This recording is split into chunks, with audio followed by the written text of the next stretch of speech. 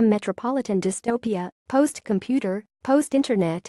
It looks a bit like Camden Market at other times, like the Dark Ages or the 70s, a concrete jungle through which agents beat in caratinas and granadas. Today, it looks like Charlottesville. The people, normals, are marching, protesting against heaps mutant telepaths who can access their thoughts. Thing CSA meets Google meets Minority Report's precogs. The Teeps may be misusing their power and plotting to take over, but right now they are more like slaves or immigrant workers perhaps. In these times of heightened tension and unrest, agents are utilizing the anti-immunity bill, think anti-terror legislation, and are using Teeps to read the minds of the normals, who unsurprisingly aren't best pleased about having the sanctity of their thoughts invaded. Someone has developed a hood that prevents it happening. Like a firewall, but way lower tech, these hoods are made of waxed linen. This is the world of electric dreams. The Hood Maker Channel 4, Sunday, the first of 10 parables based on Philip K. Dick stories on the channel that has become the home of the dystopian future. Craftily and artfully adapted by Matthew Graham, the Hood Maker asks questions not just about state surveillance, prejudice, civil liberties and human rights, but also about technology, power and knowledge, trust, democracy, even evolution.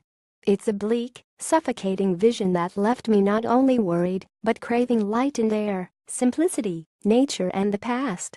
The lovely clear tree-lined trout stream perhaps, where Ross used to go as a boy with his father.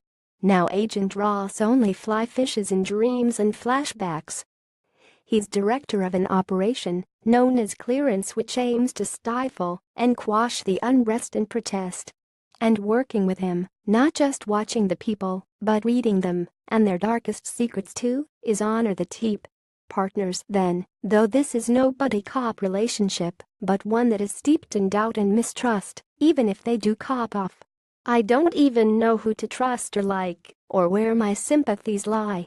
Captivating performances from Richard Madden from Game of Thrones and from Holliday Granger, who's actually clashing with herself over on BBC One, though she's hardly recognizable as Robin, the well-groomed, wholesome Pawanapai in Strike.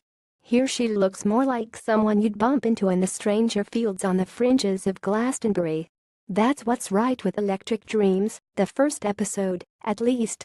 Are there any problems too, the seriousness of which I'm not sure?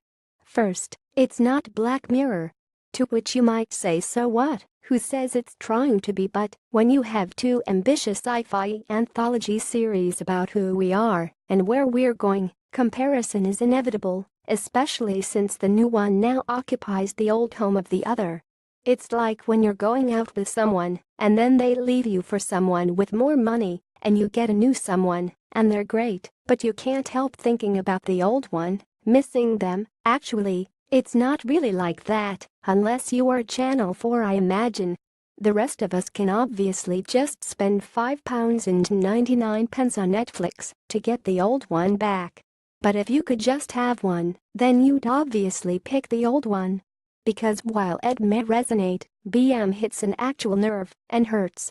Not so much about an imagined future, it's about now, or no more than 5 minutes from now. It's sci-fi for the non-sci-fi fan. And it's more human, more moving, and wittier. Better, in short. And that brings us to the second, and I think more serious, issue with Electric Dreams, which has to do with quality and consistency. The Hood Maker is terrific, thoughtful, thought-provoking and compelling. I've seen a couple more episodes though, and without going into detail or giving anything away, they're simply less engaging. Briefly to the Borgen slot then, and the Black Lake BBC 4, Saturday from Sweden. But if you were expecting Scandinoir, mood, metaphor and morality, authenticity, characters you grow to feel you actually know, then you'll be disappointed. If, on the other hand, you're okay with a fright, a build-up of tension and things that go bump in the night in an abandoned ski resort, then it is fabulous. Schlock horror, or a smorgasbord of cheese and chill.